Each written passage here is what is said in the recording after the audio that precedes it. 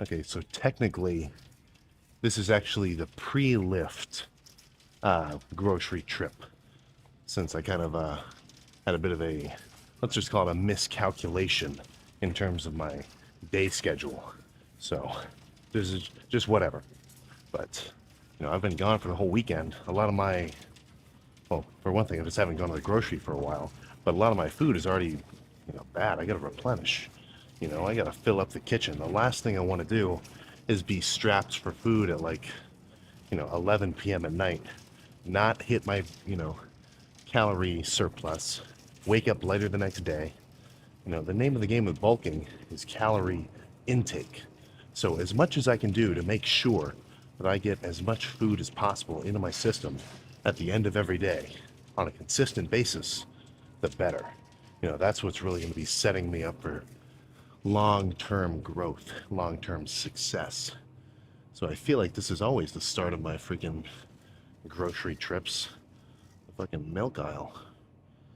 Personally, I kind of, well, I'm not going to say I'm not lactose intolerant, but I can tolerate, whatever gallons upon gallons of milk does to me. So I guess I am lactose tolerable.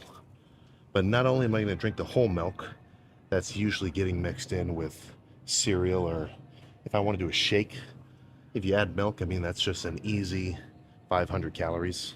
Because what, it's 240 per cup? Oh shit. 150 per cup. Okay, well, an easy 300 extra calories. I think anybody can drink 2 cups of milk. You could do that in like a second just because you're thirsty. And that'll counteract the 300 calories of daily cardio, at least, which you should be doing per day. Obviously, I need to get myself a little treat as well. So that pretty much covers the dairy consumption. Oh, I don't know, actually not totally.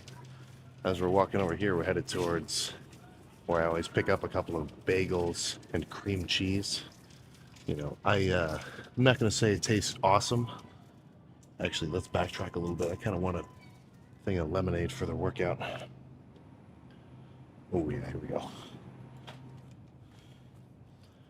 This will be nice. I'm sure by the time the lift is over, that should be empty.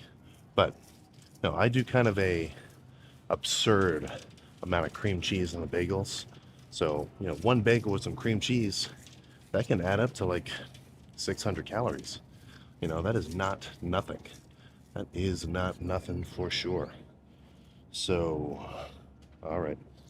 Last pack of blueberry, perfect. And then actually, no, I've got cream cheese at home. I don't need any of that.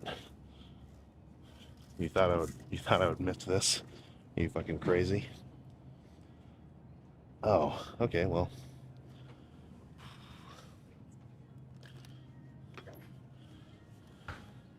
I guess it is the Christmas season, but whatever. Honestly, that's pretty much starting to cover most of my treats. Now, I mean, I'm gonna have to head over, get some beef and whatnot, but I need some electrolyte mix as well. Honestly, I've been slacking when it comes to my hydration. I need to get back on my routine of right in the morning having like, not a gallon, but like a half a gallon worth of, some kind of electrolyte mix plus some aminos. The Hostile Silo 9, or I do love getting some, just random electrolyte packs. I'll kind of get a couple different varieties, but always a good addition. So let's just head over to the deli and see what kind of meats they have. I'll probably stop and get some other kind of sweets too, but I don't know, maybe not. I've already got a ton of rice, like instant rice packets at home, so I'm pretty much covered when it comes to carb sources. All I need now is protein though. My little the little drawer where I keep all my ground beef and steaks and stuff, it is empty. And I've got nothing wrong with eggs and protein powder, some Hostile ISO H1, but I've been doing primarily red meats for a while, and I really do feel like I can feel a difference. I mean, be it the, I don't know, high amounts of iron or the animal fats and the cholesterol and whatever else. Just something about it I really do like. So let's see if I can fit my way in over there. You know, so there's a ton of pork and chicken, whatever else. I don't know. I don't love the pork just because, well, I don't know, maybe just because I've never bought it. But chicken, I have been hearing murmurs that prepping it in the sous vide is fucking sweet. Because then you can have like 5 pounds of chicken pretty much just done like that. You know, you won't even have to finish it on the in the stove or on the grill. I mean. There we go. About 2 pounds of ground beef should do the trick. Plus, when I'm bulking, I definitely tend to grab ribeyes more often, but they're almost a little bit too fatty. Like it gets a little bit, it's almost a little bit too much. Like I do like them, so I'll still grab one, but I think I want a little bit of a leaner meat or a leaner cut just because it would kind of go down easier. Yeah. Top sirloin ought to do the trick. I think I'll get one more. I would love to find a flank steak right now if there is one. Yeah, fuck it. One more ribeye. So we're nearly done now. Let's head over to the bakery. Because one thing I've kind of been doing is a little bit of a side dish. Whoops. Is I've been loving cut up baguettes with olive oil and salt and red peppers. I mean, I can just sit there and eat half a baguette with like 40 grams of olive oil, like nothing, you know. And that's, let me do the math. Freaking 300 calories of carbs plus, yeah, that's like 600 calories, you know. When it comes to food, I mean, I think you guys need to take a step back and kind of understand that like chicken or rice or sandwiches or hamburgers or fucking treats and sweets and ice cream. Actually, that reminds me to go back and get some ice cream. You know, at the end of the day, that is all food, you know, with carbs, fats, and proteins. So there's nothing inherently special about any of them. You know, in a bulking context, if you want to gain weight, obviously it's probably going to be in your best interest in a muscle building context to get your gram per pound of protein in with high quality sources of protein. I will say that I'm much more picky with my protein sources than I am with anything else. You know, I want some proteins that are high up on the, you know, whatever they call it, protein grading scale. You know, milks, eggs, meats, fish, chicken, stuff like that.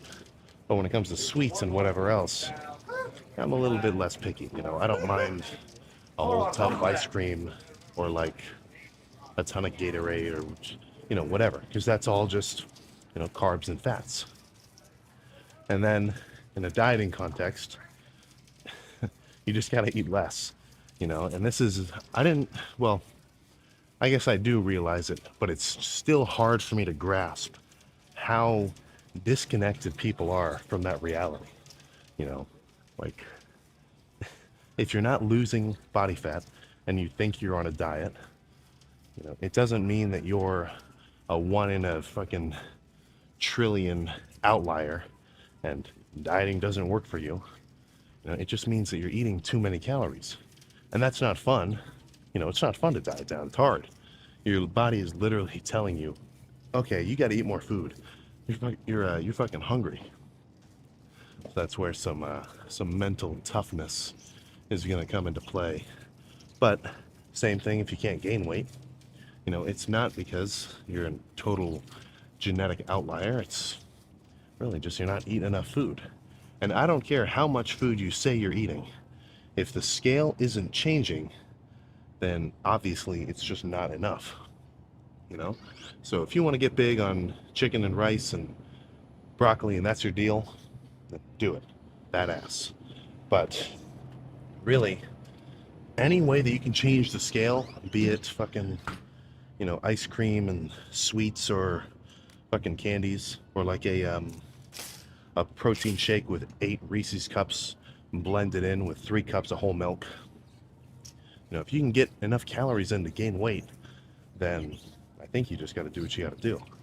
So that's the main point I'm trying to make there. You know, whatever diet that you got to stick to, all, assuming you actually follow the calories in, calorie out logic, you know, whatever works for you, shit, man, spam it, right?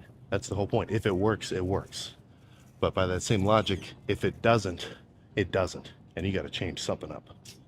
But I assume that that was a pretty badass pump.